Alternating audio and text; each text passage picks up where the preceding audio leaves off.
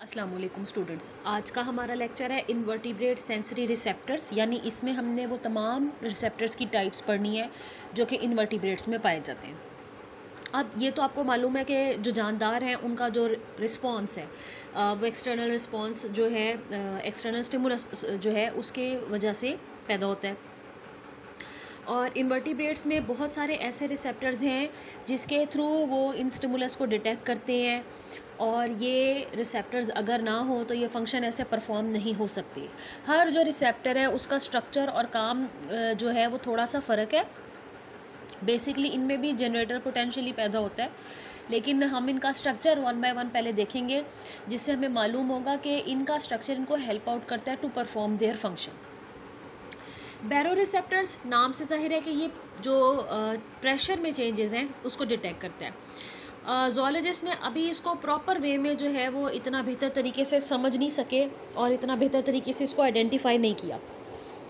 फिर भी प्रेशर में जितनी भी चेंजेस आते हैं, यानी दबाव में किसी तरह भी चेंजेस आते हैं, तो उनको डिटेक्ट करने के लिए ये मालूम है कि बैरो रिसेप्टर काम करते हैं। और ऐसे ऑर्गेनिज़म्स जो कि ओशन में रहते हैं उन्हें ओशन ड्वेलिंग कहते हैं, ये उनमें भी बहुत ज़्यादा पाए जाते हैं। मिसाल के तौर पर कोपीपोड्स हैं, क्रस्टेशियंस हैं। आपको पता है ये क्रस्टेशिया से इसका ताल्लुक़ है और ये एक्चुअली फाइलम आर्थ्रोपोडा से। और टीनोफोरा, आपको पता है कि फाइलम टीनोफोरा से ताल्लुक़ रखने वाले जो ऑर्गेनिज़म्स हैं उनको टीनोफोरन्स बोलते हैं। जेलीफ़िश इसके मेडूसे में पाई जाती हैं। आपको पता है कि जो जेलीफ़िश है इसका ताल्लुक़ क्लास एंथोजोआ फाइलम नाइडेरिया से है और ये मेडूसे शक्ल में पाई जाती है। हमने जब इनवर्टिब्रेट्स पढ़े थे तो हमने देखा था कि नाइडेरियंस दो तरह की शक्लों में पाए जा सकते हैं, पॉलिप या मेडूसे। तो कुछ जो इंटरटाइडल क्रस्टेशियंस हैं ये कोऑर्डिनेट करते हैं, माइग्रेटरी एक्टिविटीज़ करते हैं। टाइडल मूवमेंट्स यानी जो समुंदर में बहुत ज़्यादा बड़ी लहरें उठती हैं, वो जब जानवरों को एक जगह से दूसरी जगह ले जाती हैं तो उस दबाव को महसूस करने के लिए बैरो रिसेप्टर्स काम करते हैं। इसके अलावा जानदार जब ज़्यादा गहराइयों में जाते हैं तो हम जो पानी का दबाव है वो फ़र्क होता है। जब थोड़ा दरमियाने हिस्से में आते हैं समुद्रों के तो वहाँ पर दबाव जो है वो थोड़ा सा फ़र्क होता है। मेनली वाटर बॉडी जो है वो स्टैंडिंग वाटर बॉडी भी हो सकती है, जिसमें कि पानी ज़रा स्टिल रहता है, खड़ा हुआ रहता है, लेकिन लहरें पैदा होती हैं। और फ्लोइंग वाटर भी होता है, जैसे आप नदी नालों वगैरह में देखते हैं। कीमो रिसेप्टर्स नाम से जाहिर है कि ये वो रिसेप्टर्स हैं जो कि केमिस्ट्री यानी केमिकल्स को डिटेक्ट करने में मदद देंगे। कीमो रिसेप्टर्स की डायरेक्ट सेंस होती है मॉलिक्यूल्स के थ्रू, क्योंकि आपको पता है कि जो भी केमिकल स्ट्रक्चर है वो किसी न किसी मॉलिक्यूल पर मुश्तमिल कंपाउंड है जो कि स्मेल जो है वो पैदा कर सकता है। तो कीमो रिसेप्टर्स बहुत पुराने और माना जाता है कि एनिमल किंगडम में सबसे पुराने आने वाले रिसेप्टर्स में से एक किस्म है और ये लगभग तमाम ऑर्गेनिजम्स में होते हैं। कीमो रिसेप्टर्स किसी एक जगह पर ज़रूरी नहीं है कि पाए जाएं, बल्कि ये जिस्म में मुख्तलिफ जगह पर स्कैटर्ड भी हो सकते हैं। अगर हम प्रोटोज़ोआ की बात करें तो ये भी केमिकल्स को सेंस करते हैं।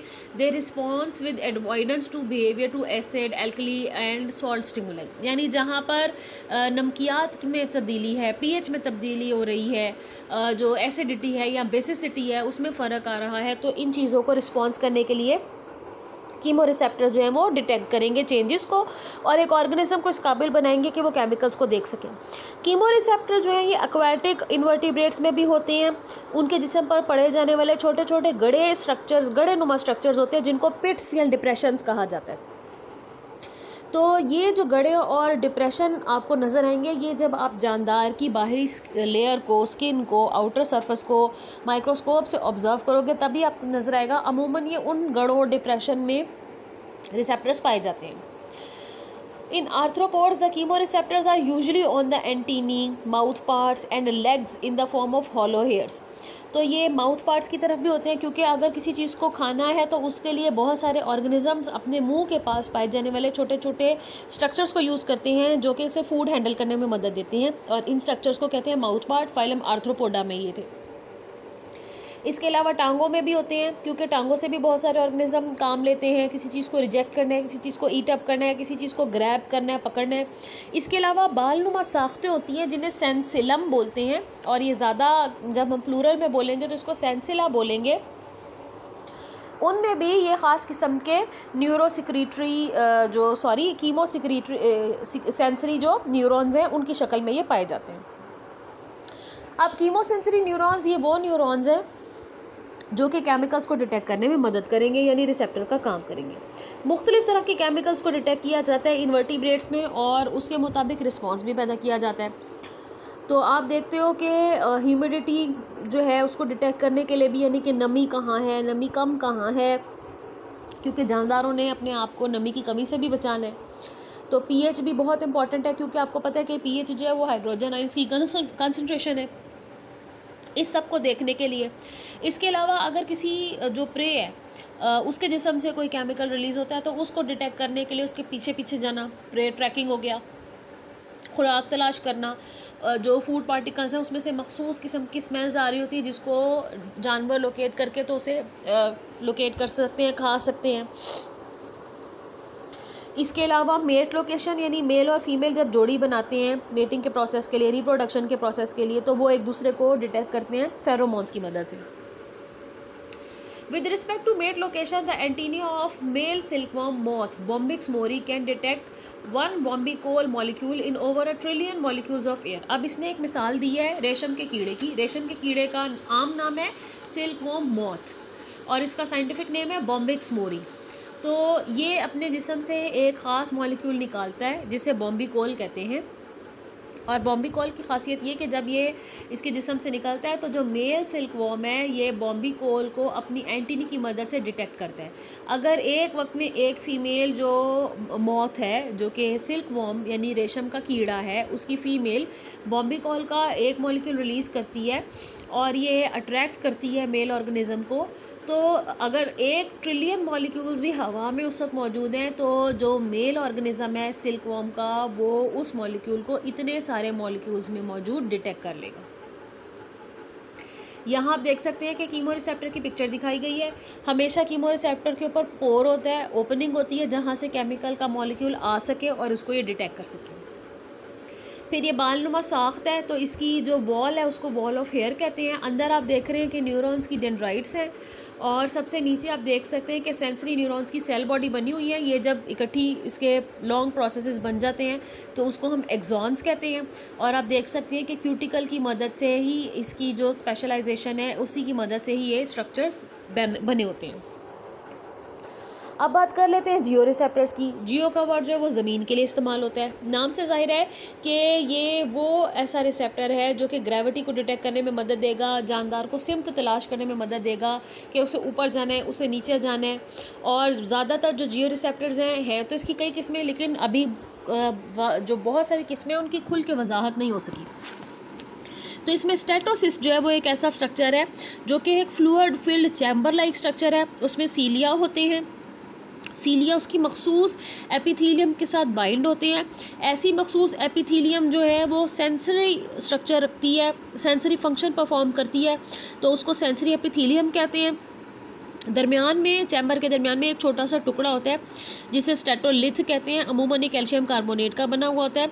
और जानदार जब अपनी मूवमेंट चेंज करता है, जब अपनी पोजीशन चेंज करता है, तो फ्लूइड के अंदर स्टेटोलिथ भी चेंज हो जाता है। इसकी शिद्दत में कमी बेशी आ सकती है जिसकी वजह से जो सेंसरी इन्फॉर्मेशन है एपिथीलियम के थ्रू अराइज होगी और वो आगे जानदार को नो हाउ देगी। For example, an animal moves both the movement of statolith and flow of fluid over the sensory epithelium provided information about animals linear rotational acceleration relative to environment. अब जो चीज़ जानदार के इर्द गिर्द है उसके मुताबिक अगर जानदार दायरवी शक्ल में मूवमेंट शो करता है तो उसे रोटेशनल मूवमेंट कहते हैं, और अगर सीधा सीधा चलता है तो उसे हम लीनियर मूवमेंट कहेंगे। तो ये मूवमेंट्स तब पैदा होंगी जब जो चैम्बर में भरा हुआ फ्लूइड है उसके अंदर स्टेटोलिथ मूव करेगा। स्टेटोसिस्ट और भी कुछ जानदारों में है, मेनली तो ये निडेरियंस में देखे गए हैं, लेकिन गैस्ट्रोपोड्स में, सेफेलोपोड्स में, ये दोनों फाइलम मोलस्का की क्लासेस हैं। क्रस्टेशियंस में ये फाइलम आर्थ्रोपोडा की क्लास है। निमर्टाइंस, ये फाइलम निमर्टिया एक था छोटा सा जो कि शायद आपके सिलेबस में नहीं है। पॉलीकीटा, ये आपको पता है कि क्लास है फाइलम एनिलीडा की जिसमें आपका नेरीज आता है। और स्काइफोजोआंस जैसे जिसमें जेलीफिश आती है, क्लास स्काइफोजोआ का ताल्लुक है फाइलम नेडेरिया से। इनमें ये पाए जाते हैं। अब यहाँ पर हम इसकी पिक्चर भी देख लेते हैं। ये आप देख सकते हैं कि फ्लूइड फिल्ड चैम्बर है, बाहर सेंसरी एपिथीलियम है। इस सेंसरी एपिथीलियम में बारीक बारीक बालनुमा साख्तें नज़र आ रही हैं आपको, जिन्हें सीलिया कहते हैं, जो कि बीटिंग करते हैं। और अंदर का जो चैम्बर है फ्लूइड से भरा होने के साथ साथ उसमें दरमियान में एक कैल्शियम कार्बोनेट का एक छोटा सा एक स्ट्रक्चर, एक टुकड़ा पड़ा हुआ है, जिसे स्टैटोलिथ कहते हैं। प्लैंक्टोनिक एनिमल्स जो हैं उनको ओरिएंट करनी होती है, अपनी जो तरतीब है, अपने जिस्म की जो सिमत है उसको तलाश करनी होती है 3 डायमेंशनल एरिया में। क्योंकि एक्वाटिक एनवायरनमेंट में जो ऑर्गेनिज्म है वो ऊपर नीचे दाएं बाएं कहीं पर भी मूव कर सकते हैं। जो टेरेस्ट्रियल एनवायरनमेंट है उसमें तो मेनली ऑर्गेनिज्म या तो हवा में चलेंगे या ज़मीन पर रहेंगे, क्रीप क्रॉल करेंगे, चलेंगे। In addition to having statocysts, a number of aquatic insects detect gravity from air bubbles trapped in certain passageway. बहुत सारे जो छोटे इंसेक्ट्स हैं उनमें सांस लेने के लिए एक सिस्टम होता है जिसे ट्रैकियल सिस्टम कहते हैं। ये छोटी छोटी ट्यूब्यूल्स पर मुश्तमिल होता है। ट्रैकियल सिस्टम हमने फाइलम आर्थ्रोपोडा में पढ़ा था। मज़े की बात यह है कि बहुत सारे जानदारों में जिनमें स्टेटोसिस्ट नहीं है तो उनमें एक पानी का बुलबुला छोटा सा बन जाता है ट्रैकियल ट्यूब सिस्टम के अंदर, और ये एयर बबल जो है कारपेंटर के लेवल की तरह काम करता है। These air bubbles move according to the orientation to gravity, यानी जिस तरफ ज़मीन की कशिश जो है वो होगी, ये ज़मीन की कशिश के मुताबिक जो है वो उस तरफ मूव कर जाते हैं। सो एयर बबल जो है ये स्टिमुलेट करता है सेंसरी ब्रिसल नुमा साख्तों को, जो कि ट्यूब्स की लाइंस के साथ साथ लगे होते हैं। ब्रिसल मखसूस सख्त बाल नुमा साख्तें होती हैं जो थोड़ा थोड़ा अपनी जगह से मूव कर जाती हैं, जिनकी वजह से जानदार को ओरिएंटेशन जो है उसमें कुछ सूझबूझ मिलती है। अब अगली बात कर लेते हैं हाइग्रो रिसेप्टर की। हाइग्रो रिसेप्टर पानी के कंटेंट को हवा में डिटेक्ट करवाता है। मिसाल के तौर पर बहुत सारे इंसेक्ट्स में हाइग्रो रिसेप्टर मौजूद है जो कि कितनी हवा में नमी है, हवा कितनी खुश्क है, इस चीज़ को बताने में मददगार साबित होता है। These senses enable them to seek environments with a specific humidity or to modify their physiology or behavior with respect to ambient humidity.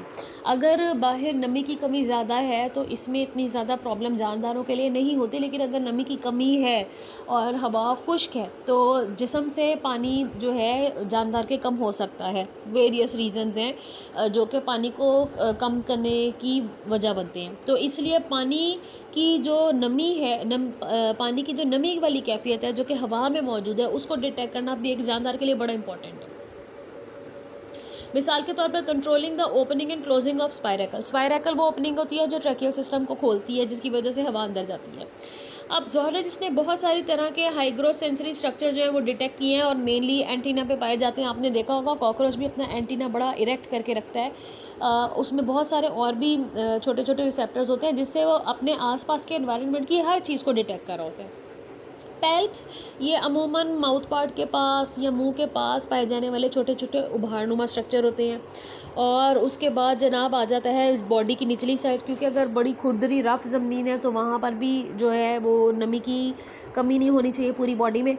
तो हर तरफ से जानदार ये इंफॉर्मेशन गैदर कर सकते हैं। उसके बाद बात कर लेते हैं फोनो रिसेप्टर की। ये साउंड को डिटेक्ट करने में मदद देता है। इंसेक्ट्स में अरेक्नीडा जो है आपको पता है कि ये क्लास है फाइलम आर्थ्रोपोडा की, और सेंटीपीड्स आपको पता है कि ये जो जानदार हैं ये फाइलम आर्थ्रोपोडा से ताल्लुक़ रखने वाले हमने एक अलहदा छोटा चैप्टर पढ़ा था, उसमें हमने सेंटीपीड और मिलीपीड पढ़े थे।